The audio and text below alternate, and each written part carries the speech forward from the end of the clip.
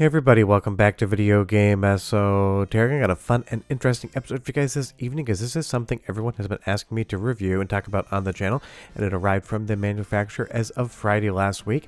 I was away for the weekend, so I'm taking a look at it today on Monday, but I did test it some when I got back on Sunday. This is the Sipeed Tang 60K Retro Console. It is an FPGA gaming device in the same vein as something like MiSTer FPGA or an Analogue Pocket, but it is using different hardware. It's doing things differently, so we're going to take a look at exactly what that is today. And like I said at the top of the video, this was sent in for review from the manufacturer. I'm under no preconditions to say anything about it whatsoever other than my findings. So first we're going to talk about what's actually in the box, then we're going to talk about the cores, how they operate, everything else, because I will say in my testing this has definitely been a mixed bag. But I will say one thing, it is amazingly tiny. This thing is just absolutely one of the smallest FPGA gaming devices I've ever seen, and I feel like the actual FPGA board inside would have great modability for something like a handheld FPGA gaming device. Putting something like this into a Game Boy Advance SP shell would be a ton of fun. Unfortunately, and you will see in a little bit, I had a lot of mixed results as far as the core performance is concerned. Some cores seem to do things relatively well, others I had issues with. So it is going to be a situation where if you're just looking for a plug-and-play device that's going to do everything exactly one-to-one perfectly to real hardware, it might not quite be ready yet. I will go over this a lot more in depth, but I know if you guys just want the top notes, you would ask in the comments if this thing is worth it or not. But by the end of the video, I will let you decide that. I'm not here to tell you what it is you might want. I'm here to give you the details, and then you can decide after the fact if it's something you might be interested in. But I do appreciate new makers trying things in the FPGA gaming space. The more the merrier. But let's take a look at the actual physical product. So if you actually take a look at the Tang Retro Console, it basically looks like a pager from the 80s, and if you weren't alive back then, maybe that doesn't make as much sense, but the form factor is quite charming. Between those colors on the actual logo and the form factor, kind of feels like something maybe you'd put a tape in back in the day when you were mowing the lawn on your Walkman. But this thing is absolutely tiny.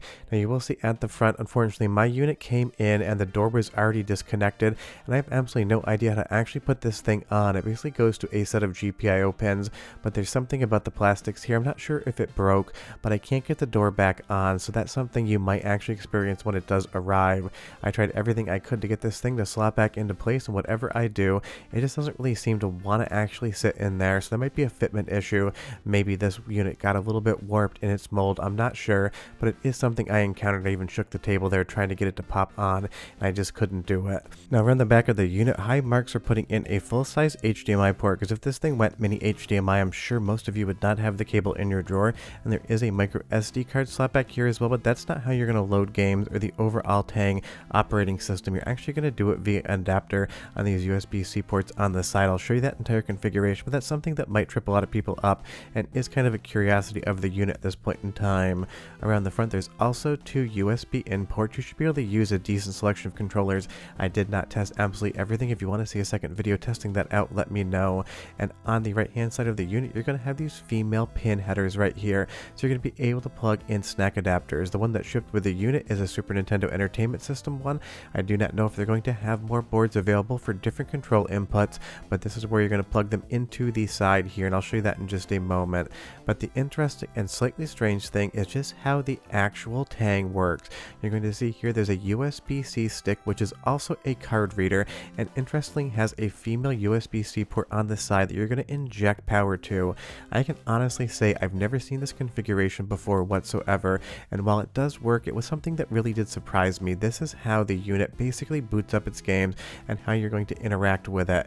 And then if you put the snack adapter on the right hand side of the unit, you kind of see it starts growing very wide very quickly. That was something that I just didn't expect, having all of that hanging off the side. And while you do get a USB cable for power and you have to supply your own power adapter, you're probably going to need a different USB-C cable because it's not long enough really to get close to the wall. And I will say, if you do use this with the included snack adapters, be careful about actually torquing the port here. This board has a very easy tendency basically just to have some mechanical strain both up and down, so if you are using this with original controllers, I would just be slightly careful. I don't want you to crack any of the solder joints on the board.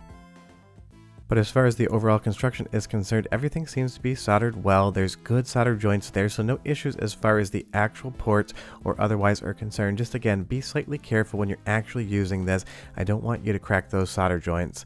And as far as the two controllers that come included in the console, you've seen these probably 100 times with different emulation console.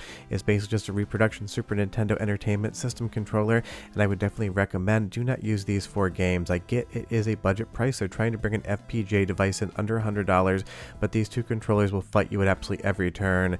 And when I say the Tang is hilariously small, I 100% mean it. I can hide the entire thing under a flash cartridge for Nintendo 64, but it's all about what this thing plays and how well it plays it. So we're going to be going through Game Boy Advance, Super Nintendo, as well as Sega Genesis. I didn't include NES or Master System here, just maybe not my favorite consoles in the world to play all the time. I went with what I knew, the games I was familiar with, so I could tell right off the top if anything wasn't playing correctly, had graphical glitches or otherwise sound issues. And we're moving right into Aria of Sorrow right here, one of my favorite Castlevania games of all time and one that I test every single new core with. When FPGA Zimsposs was working on his new cycle accurate core, it's one of the first games I tested, and unfortunately this is what I found that I'm not quite sure what to make of it.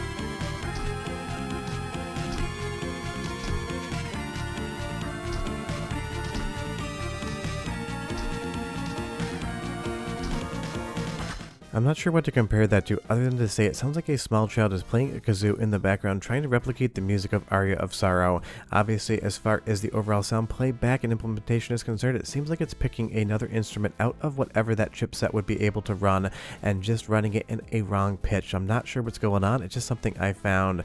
And I will say, as far as loading games are concerned, especially the larger games here, 8,192 kilobytes, this is the speed at which these games are going to load up into the Tang. You'll see it in real time. Maybe not the most exciting clip that I've ever put in a video, but it is very self-explanatory of the overall time frame it's going to take to load up some of the bigger games. Now, of course, if the game is smaller, it is going to load quicker, but it is just a situation where this isn't an instantaneous thing like on Analogue Pocket or MiSTer FPGA, where it's a blink and you miss at 1 to 2 second loading procedure to actually get the games ingested into memory and then booting on the FPGA core. As you'll see here, we are still counting up. I looked at the timeline. This is about 30 seconds, give or take, just to get you into the game, which is not that big of a deal. Once you're in, it's working, everything's perfectly fine, but it is something to consider if you are looking to pick one of these things up. But now that we're in Metroid, it is working, but I will say this had audio issues as well. I was clipping some of the audio channels and just getting sound effect playback that was definitely just way too hot. I am not going to give you a soundtrack sample of that because it's something, especially if you're on headphones, it's going to be unpleasant to listen to versus the weirdness in Castlevania Aria of Sorrow. But again, it was something that just didn't really seem ready for prime time. But the reality is this thing could improve on the core side as well as the hardware side in the future. When I review a product, I have to review it as it is presented to me when I open the box and run it, and that's going to be the experience that you get right now as far as the Tang is concerned if you open one up an hour or 2 hours a day after watching this video. And every once in a while I did notice some weird screen cadence as well, almost like the screen wanted to start to tear. Just so you know, if this looks a little bit soft, 720p was the highest output resolution that this Tang Nano would actually give me. There is no 1080p, and honestly I think the scaling might be slightly off as well. Now moving over to Super Nintendo, completely different core, I had a lot better results here. This basically just felt like playing a Super Nintendo outside of the fact that some games just would not work whatsoever. Try as I might, I tried 4 different versions of Yoshi's Island, they would just black screen on me, and I tried to find out if there's any issues with Super FX chips in the overall wiki, but the wiki really isn't complete right now, so I wasn't able to confirm that. So if you test it, maybe you can see if you get Yoshi's Island to boot, but I tried 4 different versions of the game, including the files that I always use on my MiSTer FPGA, and it just was a no-go. But as far as the audio quality on the Super Nintendo core versus the Game Boy Advance core is concerned, it is night and day different, so go ahead and listen for 45 seconds. I'll come back and show you more cores and more thoughts.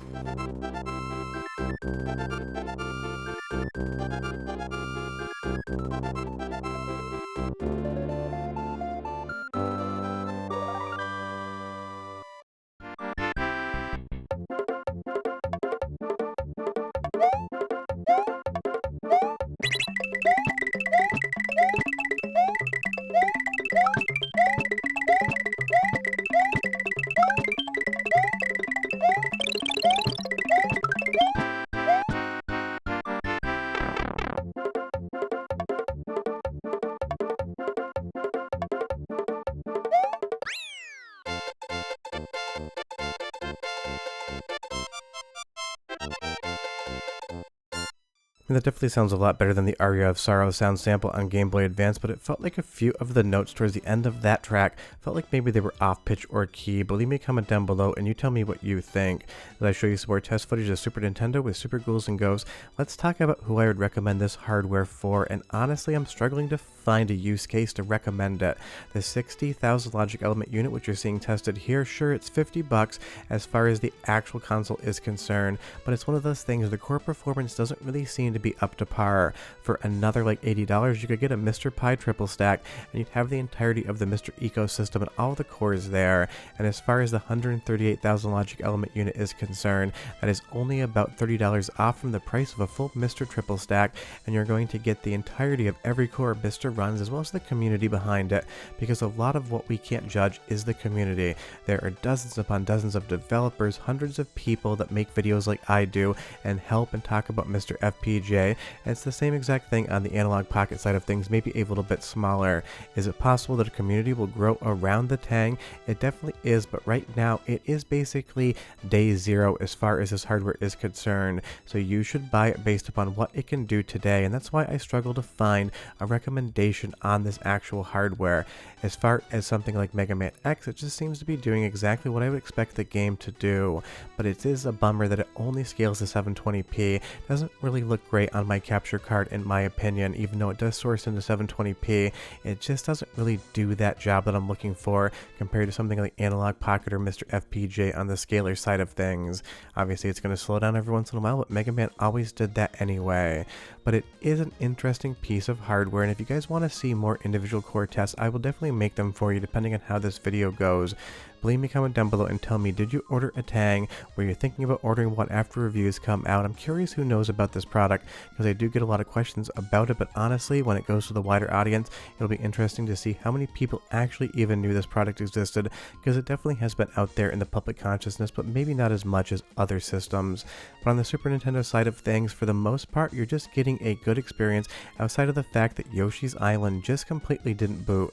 And in the background, before I did the voiceover, I tried other Super Effects games and had the exact same issue, and I put those same files on my MiSTer FPGA, even though they're the ones I always use, on a fresh install just to make sure that it wasn't something about the way I was transferring them or the way the files were encoded, and they booted first time every time, no issues whatsoever. I would say maybe the takeaway here is the Sega Genesis seems to be the core that is most buttoned up. Of the games I tested, everything worked and it sounded relatively good as well. Go ahead and listen to Sonic the Hedgehog 2 for 45 seconds, I'll come back and show you more games.